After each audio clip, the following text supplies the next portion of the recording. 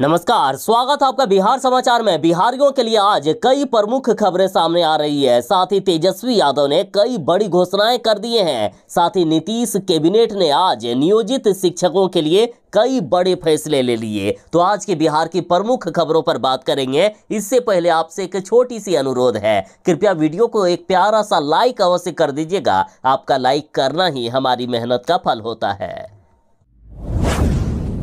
अग्निवीरों को लेकर बड़ी खुशखबरी है। अग्निवीरों का कोटा अब 50% करने की तैयारी हो रही है। देखिए, अभी तक जो नियम था उसके अनुसार जितने भी अग्निवीरों की बहाली हुई है उसमें से 75% को एक निश्चित राशि देकर उन्हें बाहर कर दिया जाएगा। मात्र 25% को अस्थायी किया जाएगा। लेकिन अब नियम बदला जा रहा है। रक्षा मंत्रालय अग्निवीरों के अस्थायी करने का प्रतिशत बढ़ाकर 50% करने पर गंभीरता से विचार कर रही है। अग्निवीरों के लिए बड़ी खुशखबरी है। 4 साल के लिए इनकी नौकरी लगी थी, लेकिन अब 50% अग्निवीरों को अस्थायी किया जा सकता है।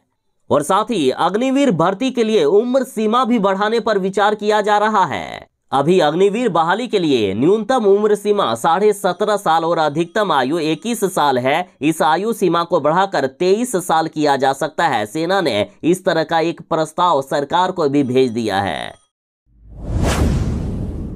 बिहार एक युवा प्रदेश है, लेकिन बिहार में जो सरकार बनती है ना, उसमें युवाओं की भूमिका नहीं होती है। आपको जानकर हैरानी होगी कि युवा का तो वोटर आईडी कार्ड तक नहीं बना है। बिहार के 60% युवा मतदाता नहीं बने हैं। ये अभी मतदान में भाग ही नहीं ले रहे हैं। और इसका कहीं ना कहीं कारण ये नीतीश कुमार, लालू यादव और बीजेपी वाले हैं। इन्होंने ही इतने सालों तक बिहार में राज किया है। बिहार को इस कदर इन लोगों ने बर्बाद किया कि आज बिहार के युवा दूसरे प्रदेश जाते हैं काम करने के लिए, दूसरे प्रदेश रोजगार की तलाश में जाते हैं। हमेशा बिहार से पलायन होता है। इसलिए आज बिहार के 60% युवा मतदाता ही नहीं बने हैं। देखिए, युवा होशियार होते हैं। युवा अपने अनुसार सरकार तय करेंगे और शायद ये सरकारें नहीं चाहती है कि बिहार के युवा पढ़ लिख कर इनके कारनामे सबके सामने लेकर आए। चोर उचक्के गुंडे मवाली भरे पड़े हैं बिहार की राजनीति में। आपको जानकर हैरानी होगी कि बिहार के 67% विधायकों पर आपराधिक मामले दर्ज हैं और एडीआर की रिपोर्ट में यह खुलासा हुआ है। मतलब आज जिनको जेलों में रहना चाहिए, आज वो बिहार की सरकार चला रहे हैं। बिहार विधानसभा में बैठकर प्रदेश की किस्मत तय कर रहे हैं। बिहार के सरकारी स्कूलों की हाल देख लीजिए। बिहार की शिक्षा व्यवस्था को तक चौपट करके रख दिया है और हमेशा विपक्ष वाले इस पर सवाल उठाते रहते हैं। बिहार के 75,466 सरकारी विद्यालय में तो 5,681 का तो अपना भवन तक नहीं है। और अभी लोकसभा का चुनाव आने वाला है, लेकिन बिहार की दुर्भाग्य देखिए कि 60% युवा मतदाता ही नहीं बने हैं। युवा जिसे 18 से 19 साल की बात करें तो अनुमानित आबादी इनकी 60 लाख से भी ज्यादा है, लगभग 61 लाख है। लेकिन मतदाता कितने बने हैं? मात्र 4,66,000। मतलब 55 लाख मतदाता ही नहीं बने हैं। तो वहीं 20 से 29 साल के लगभग 2,16,00,000 बिहार के युवा हैं। इसमें करीब 1,60,00,000 ही मतदाता बने हैं। बिहार में लगातार बेरोजगारी बढ़ती ही जा रही है। लोगों का पलायन लगातार जारी है। हर सरकार यही दावा करती है कि हम पलायन रोकेंगे, लेकिन कोई भी सरकार अभी तक पलायन नहीं रोक पाई है, वरना ये स्थिति आज नहीं होती। बिहार के कई झूठे नेता लोग हैं जो बड़े बड़े दावे करते हैं। जब चुनाव का समय आएगा तो लोगों से कहेंगे कि हम पुल बनवा देंगे, सड़क बनवा देंगे, बांध बनवा देंगे आदि कई झूठे वादे करते हैं। इनके फेंकने का कोई लिमिट ही नहीं है। लेकिन जैसे ही चुनाव का समय गुजर गया, उसके बाद उस इलाके में वो नेता कभी देखने भी नहीं आएंगे। तो अब जनता भी होशियार हो चुकी है। जनता ने ठाना कि सड़क और पुल नहीं तो चुनाव का बहिष्कार कर देंगे। खबर आ रही है गया जिले के बराजपट्टी के मोहनपुर प्रखंड क्षेत्र के बुमुआर गांव से, जहां सड़क और पुल के निर्माण को लेकर हर बार नेता आते हैं और झूठे वादे करके जाते हैं, लेकिन आज तक यहां ना तो पुल बना ना ही सड़क। और अब 3 पंचायतों के लगभग 30 से ज्यादा गांवों के लोगों ने महाबैठक में यह फैसला लिया गया कि सड़क और पुल नहीं बनेगा तो हम चुनाव का बहिष्कार कर देंगे। और इस तरह की बातें सिर्फ इसी क्षेत्र के नहीं बल्कि बिहार के सभी जिलों के लोग कह रहे हैं कि यदि नेता यहां आए थे और जो जो वादे किए थे यदि उन वादों को पूरा नहीं करेंगे, यदि हमसे झूठ बोलने का काम करेंगे तो अगली बार तो हम चुनाव का बहिष्कार नहीं करेंगे, लेकिन उस नेता को, उस खास पार्टी को जिंदगी में कभी वोट नहीं देंगे। अब बिहार में नेताओं की फेंकू बयान नहीं चलेगा। यदि करना है तभी बोलो, वरना मत बोलो। और बिहार के नेता लोग भी जान लीजिए कि अब वो दिन गया कि आके झूठ मूठ बोल दोगे, फुसला लोगे और आके वोट ले लोगे और बाद में अगले बार जब चुनाव आएगा तब फिर सोचोगे कि हमें ही वोट मिलेगा, फिर से जाकर उससे भी बड़े बड़े झूठे दावे कर देंगे। तो अब वो दिन गया साहब। अब जो करेगा काम उसी को वोट मिलेगा।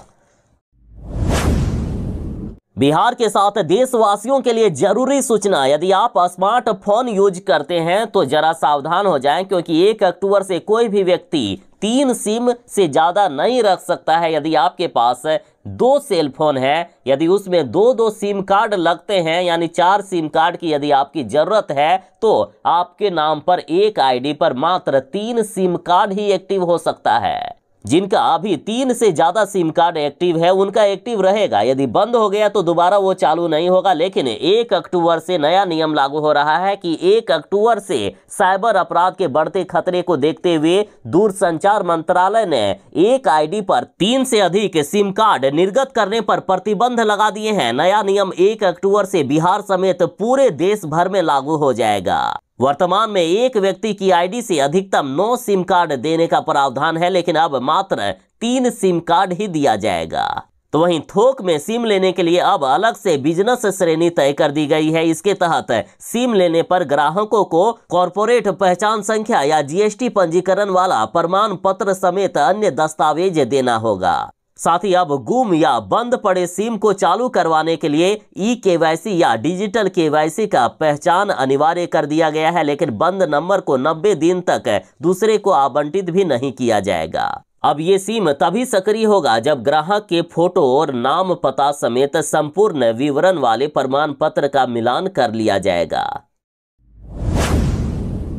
मौसम विभाग ने बिहार में आज भी भारी बारिश को लेकर अलर्ट जारी कर दिया है। वैसे बिहार में पिछले 2-3 दिनों से लगातार बारिश हो रही है। बिहार के कई जिलों में भारी बारिश हुई है और आज मौसम विभाग ने अलर्ट जारी करते हुए कहा कि आज सबसे ज्यादा बारिश बिहार के सुपौल जिले में होने वाली है। साथ ही पूर्णिया, दरभंगा सहित 11 जिलों में भारी बारिश को लेकर चेतावनी दी गई मौसम विभाग के द्वारा। मौसम विभाग ने कहा है कि बिहार के सुपौल, अररिया, किशनगंज, पूर्णिया, कटिहार, दरभंगा, मधुबनी, सहरसा, मधेपुरा, नालंदा और खगड़िया में भारी बारिश के आसार हैं।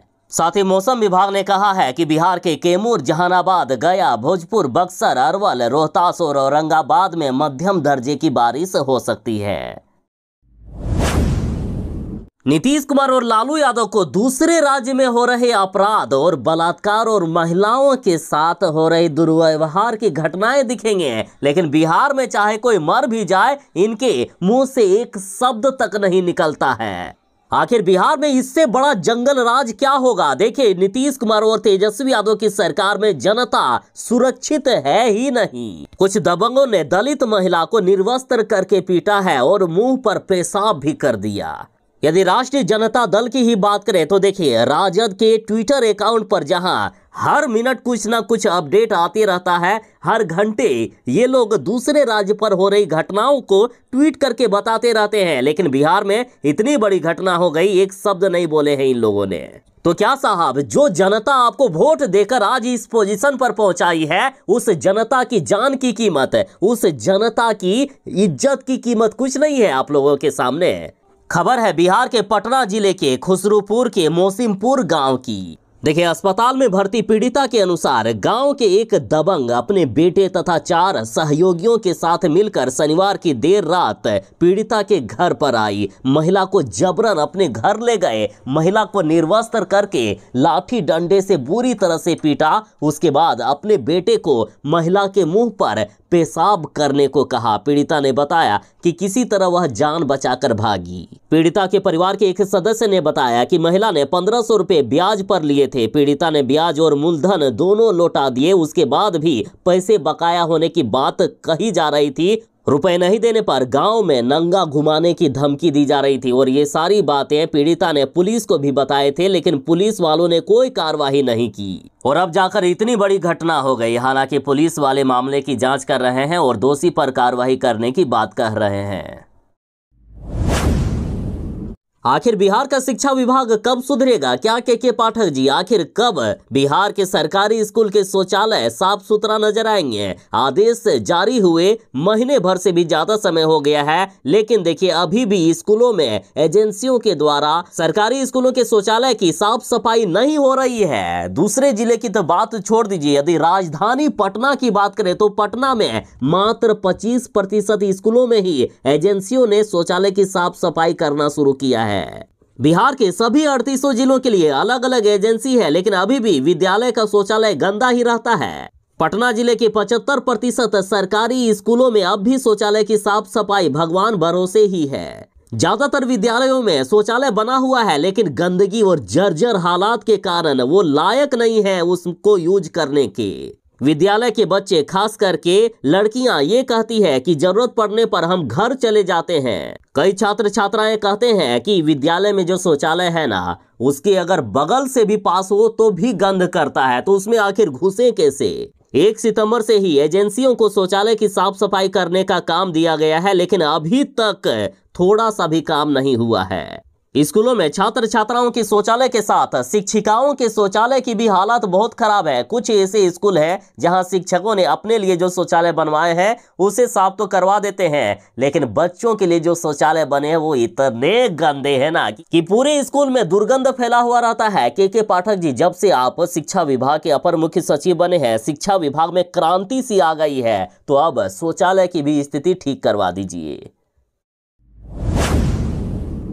बिहार के प्रारंभिक सरकारी स्कूलों में जो बच्चों को मध्याह्न भोजन खाना खिलाया जाता है, उसकी अब ऑनलाइन जानकारी विभाग रखने वाली है। अब किसी तरह की कोई भी धांधली नहीं चलेगी। साथ ही जो फॉर्मेट तय किया गया है, जिस दिन जो खाना मिलना चाहिए वो खाना ही मिलना चाहिए, वरना कार्रवाई होगी सीधा प्रधानाध्यापक पर। साथ ही बच्चों को सही क्वालिटी का खाना मिल रहा है कि नहीं, पर्याप्त मात्रा में खाना मिल रहा है कि नहीं, ये सारी जानकारी अब विभाग रखेगा। देखिए, प्रारंभिक स्कूलों में अगर किसी दिन अब मध्याह्न भोजन नहीं बना है तो प्रधानाध्यापकों को इसका कारण ऑनलाइन बताना होगा। प्रधानाध्यापकों से हर दिन मध्याह्न भोजन योजना से संबंधित तय फॉर्मेट में जानकारी ली जाएगी। ई शिक्षा कोष पोर्टल पर मोबाइल अथवा कंप्यूटर के माध्यम से प्रधानाध्यापक ये जानकारी देंगे। इसकी तैयारी अभी अंतिम चरण पर है, जल्द ही व्यवस्था ये शुरू होगी। हर दिन राज्य के 70,000 प्रारंभिक विद्यालयों में मध्याह्न भोजन योजना की ऑनलाइन जानकारी ली जाएगी। इसमें प्रधानाध्यापक बताएंगे कि कितने बच्चे विद्यालय आए हैं, उसमें कितने बच्चों ने मध्याह्न भोजन खाया है। अगर किसी दिन विद्यालय में मध्याह्न भोजन नहीं बना तो इसकी भी जानकारी फॉर्मेट के आधार पर दी जानी है। साथ ही मध्याह्न भोजन योजना की प्रभावी मॉनिटरिंग और रिपोर्ट तैयार करने के लिए 191 प्रखंडों में साधन सेवी की भी तैनाती की गई है। बता दें कि राज्य के 70,000 स्कूलों में करीब 1 करोड़ से भी ज्यादा बच्चे हर दिन मध्याह्न भोजन खाते हैं। बिहार के नियोजित शिक्षकों को मिलेगा राज्यकर्मी का दर्जा। मुख्यमंत्री नीतीश कुमार ने कैबिनेट की बैठक बुलाई है। कैबिनेट की बैठक में फैसला किया जाएगा। नियोजित शिक्षकों को राज्यकर्मी का दर्जा मिल रहा है। राज्य के करीब 4 लाख नियोजित शिक्षकों को दुर्गा पूजा से पहले नीतीश सरकार बड़ा तोहफा देने वाली है। नियोजित शिक्षकों को राज्यकर्मी का दर्जा देने को लेकर शिक्षा विभाग की ओर से सारी तैयारियां पूरी कर ली गई है। वित्त विभाग और कैबिनेट की स्वीकृति के बाद शिक्षकों को राज्यकर्मी का दर्जा दे दिया जाएगा। आमतौर पर कैबिनेट की बैठक मंगलवार को होती थी, लेकिन सोमवार को ही कैबिनेट की बैठक बुला ली गई है। कैबिनेट की बैठक के बाद मुख्यमंत्री नीतीश कुमार जी नियोजित शिक्षकों को राज्यकर्मी का दर्जा देने वाले हैं। बिहार के शहरी क्षेत्र में रहने वाले जिनके यहां अभी तक स्मार्ट मीटर नहीं लगा है, तैयार हो जाइए, क्योंकि इसी साल सभी शहरी उपभोक्ताओं के यहां लग जाएंगे स्मार्ट प्रीपेड मीटर।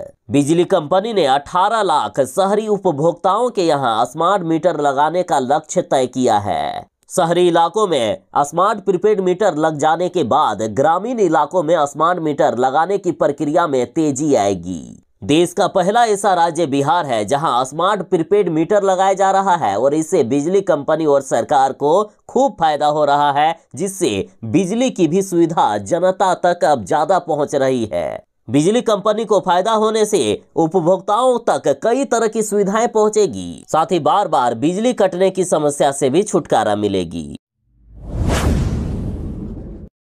आज देश में महिला आरक्षण बिल लागू किया जा रहा है, लेकिन हमारा बिहार महिला सशक्तिकरण पर वर्षों से काम कर रहा है। महिलाओं को उनका हक मिले, महिला का हर क्षेत्र में विकास हो, इसके लिए मुख्यमंत्री नीतीश कुमार के नेतृत्व में युद्ध स्तर पर काम किया गया है। महिला सशक्तिकरण में अगुआ बना है बिहार। वर्ष 2006 से पंचायती राज संस्थानों में महिलाओं को 50% आरक्षण से उनके जनप्रतिनिधित्व में आए हैं क्रांतिकारी बदलाव। देखिए, 2001 में जहां महिला मुखिया की संख्या 0.9% थी, लेकिन 2021 तक आते आते 52.23% तक हो गई। महिला प्रमुख की संख्या 2001 में जहां 10% के लगभग थी, 2021 तक आते आते 65% से भी ज्यादा हो गई। महिला जिला परिषद अध्यक्षा की संख्या में भी 50% से भी ज्यादा की बढ़ोतरी हुई है। महिला पंचों की संख्या 2001 में 0 थी, 2021 में बढ़कर 63,974 हो गई। महिला सरपंचों की संख्या 2001 में 0 थी, 2021 में बढ़कर 3,833 हो गई। आज बिहार की हर एक सरकारी नौकरी में महिलाओं को आरक्षण दिया जा रहा है। इंजीनियरिंग पॉलिटेक्निक कॉलेजों में महिलाओं को आरक्षण दिया गया है, जिससे महिलाओं की संख्या बढ़ी है। आज बिहार में कई गुना ज्यादा महिलाएं इंजीनियरिंग और डॉक्टर की पढ़ाई कर रही है। आज इंटर पास करने पर महिलाओं को 25,000 रुपए की प्रोत्साहन राशि मिलती है, तो वहीं ग्रेजुएट होने पर 50,000 रुपए की प्रोत्साहन राशि दी जाती है बिहार सरकार के द्वारा।